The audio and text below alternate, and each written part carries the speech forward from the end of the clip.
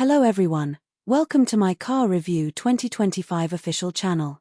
I hope everyone is having a wonderful day. Before we begin, please hit the subscribe button and give this video a thumbs up. There's only one contender for most hyped new car of the past 12 months, and that's the new generation Toyota Prado. The 99,990, top-of-the-tree Prado is extensively equipped. Inside, there's leather-accented seating, electric front seats with memory and heating ventilation, a 14-speaker JBL audio. Extras over the $87,400 VX include heated ventilated second-row outboard seats, heated steering wheel, panoramic moonroof, head-up display, and digital rearview mirror. There are no feature options available, though Toyota offers an extensive range of accessories to suit the varying lifestyles of Australians. There's a stylishly rugged aesthetic to the Prado's cabin, with chunky furnishings including the octagonal vents and climate control surround that's central to the dash design. For a six-figure vehicle, materials quality isn't excellent everywhere. While soft plastics dominate the cabin's upper half, the headlining has all the tactility of an egg carton. Neither has Toyota nailed front cabin practicality. The door cubbies only just fit a 750 ml drinks bottle and the glove box is relatively small.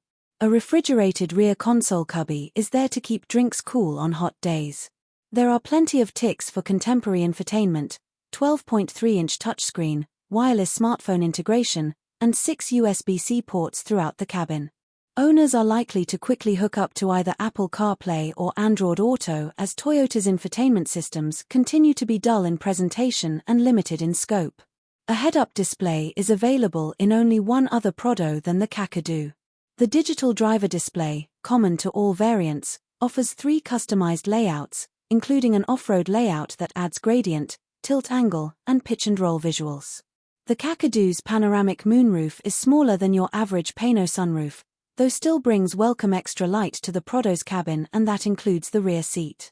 Rear passengers can look after themselves with dedicated temperature and fan control, plus the added bonus of heating and ventilation for the outboards. They can adjust their seat back angle, too. There's plenty of legroom, though the leather accent bench seat is slippery, compounded by limited seat support. The second-row seats tumble forward with the pull of a lever for easy third-row access. Adults can fit in there, but they'd want the journey to be relatively short. Even for average-height adults, headroom is tight and the high floor forces an uncomfortable knees-up position. Versatility is an essential element of any big family SUV, yet Toyota's interior development team seems to have omitted this on its checklist, certainly for the 7-seater versions of the Prado. Limitations begin with a second row that doesn't slide and a third row that lacks child seat top tether points, let alone ISOFIX anchors. The former is offered by the Prado's arch-rival, the Ford Everest. Then there's the boot that is compromised by the Prado's 48-volt mild hybrid battery, which, in concert with a full-size spare positioned under the vehicle, pushes up the floor height.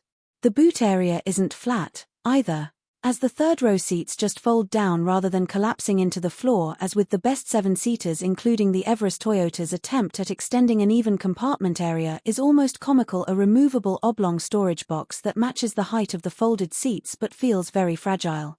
The setup leaves numerous awkward gaps. Access to the boot is at least improved with a switch from side-hinged to roof-hinged tailgate, which is also powered and retains the separate opening glass hatch from the former flat tailgate option. The previous Prado was okay to drive, though felt better on the open road than around town where its steering felt leaden and the brake pedal felt wooden. Now the Prado's steering is far better weighted, plenty accurate, and it's geared quick enough to limit excessive arm movements when negotiating the likes of tight backstreets and small roundabouts. Nimble it is not, however. The big, blocky new Prado feels fairly bulky around town, more so than a Ford Everest. Progressive brakes pull up well from speed, and another blessing is the absence of intrusive, annoying driver assist systems that contradict their intention. The Prado aces long-distance driving. Front seat comfort is excellent, including a Kakadu-exclusive cushion extender for the driver, and it's especially quiet on the freeway. It's here that the 4-cylinder turbo diesel is at its most muted. There's minimal road noise from the 20-inch Yokohama Geolandar tires, and only some mild wind rustle around the windscreen. The 8-speed auto is a smooth operator, too. asking for more performance from the turbo diesel reveals engine noise that is less agreeable to the ears, as well as acceleration that's slower than ideal for overtaking or jumping into traffic gaps. The ladder frame chassis and solid rear axle suspension combination struggles most on poorly surfaced country roads, where the Prado's body porpoises and shudders. There's some notable body roll around corners, too, though the handling is generally good, including good grip from the tires. The Prado carries a maximum 5-star ANCAP independent crash test rating, with solid scores across adult protection, child protection, vulnerable road user protection, and safety assist systems. The Prado has official fuel consumption of 7.6 liters per 100 kilometers, and in various tests we've seen trip computer readouts between 11.3 and 8.0 L 100 kilometer. After a refill at the end of our circa 450 kilometer road test, our tested consumption figure landed at 10.6 L 100 kilometer. That would still deliver more than 1,000 kilometers of theoretical touring range thanks to a 110-liter tank, even if that's a 40-liter drop in capacity over the previous model. Emissions-aiding AdBlue is also required, every 8,500 kilometers or so. Toyota's warranty period is the industry average of 5 years. A compromised boot compartment and a third row that's not great for adults are just two areas that fall into the demerit column for the new Prado, and you can add a significant price increase across the range. This includes pushing the top-spec Kakadu above 100,000 and closer to its posher twin, the Lexus GX with its lusty petrol V6. We lean towards the Ford Everest when considering a far more natural rival to the Prado, though Toyota's new generation family SUV still scores enough merit points to be more than worthy of consideration. So what do you guys think about this update? Let me know in the comments below. And if you like my videos, please press like and subscribe for more. I'll see you guys next time.